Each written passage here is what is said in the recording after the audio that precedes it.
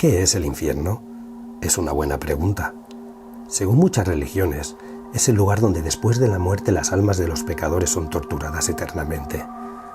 Hoy vamos a hablar del infierno de una ciudad, pero para mí, el infierno se puede manifestar de múltiples formas y maneras. Todas las ciudades del mundo han vivido alguno en algún momento, e incluso nosotros mismos. ¿Quién de nosotros no ha pasado algún infierno alguna vez? Mi nombre es David Moya, soy de la cervecería Quatre Pedres de Badalona, y esto es Raquefet.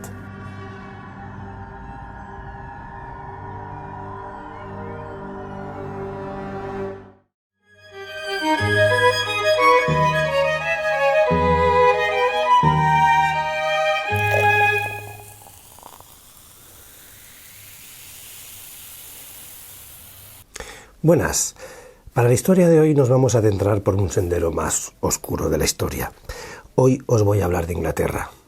Creo que a nadie se le escapa que el Reino Unido siempre ha tenido una estrecha relación con las bebidas alcohólicas y por supuesto con la cerveza. Mirad si se ha llegado a beber, que ya en época victoriana, por lo visto, incluso en el mismísimo infierno de Londres, también se bebía cerveza. El 25 de septiembre de 1888, la policía de Londres recibió una carta. Os la voy a leer.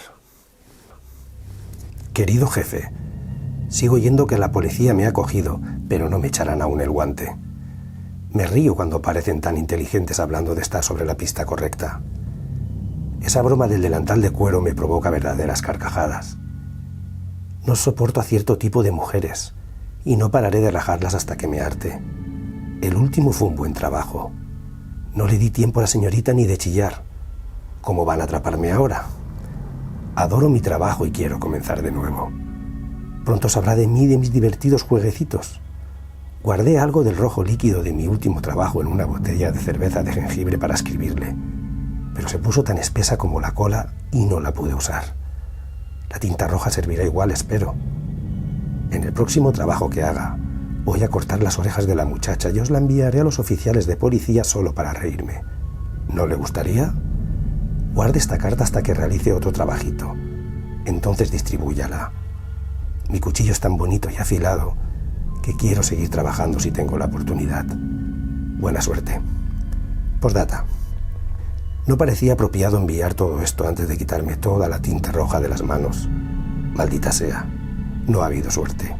Ahora dicen que soy un doctor. Ja, ja.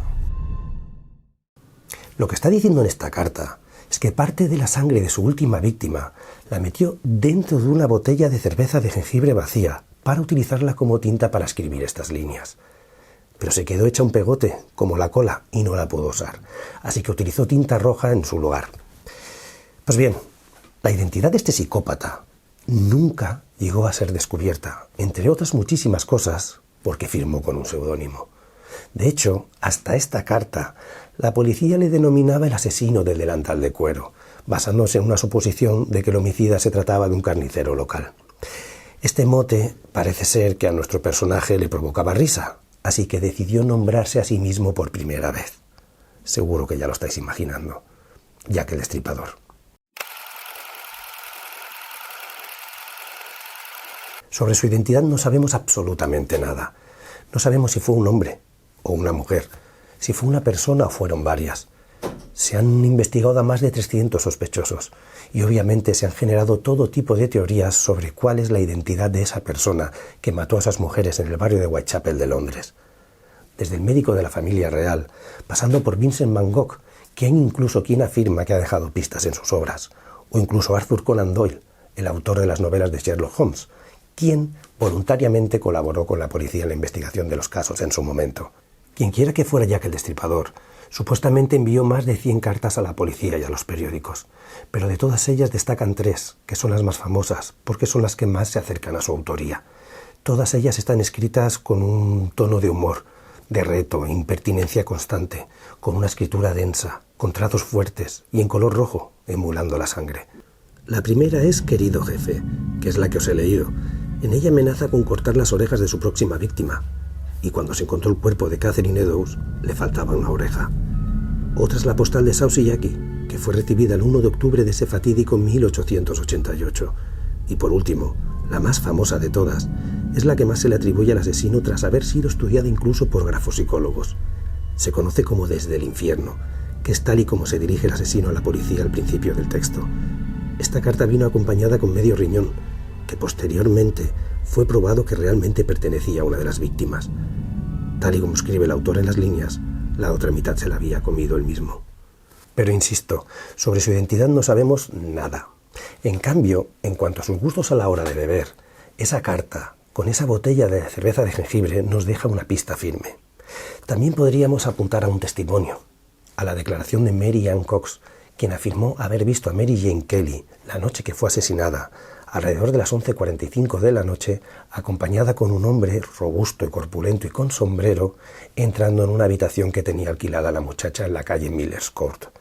Según el testimonio, ese hombre iba con cerveza, y a la mañana siguiente, a primera hora, Mary Jane apareció muerta y destripada en esa habitación.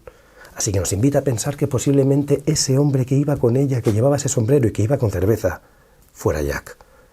Pero no lo sabemos seguro, porque el testimonio afirma que escuchó a varios hombres durante la noche.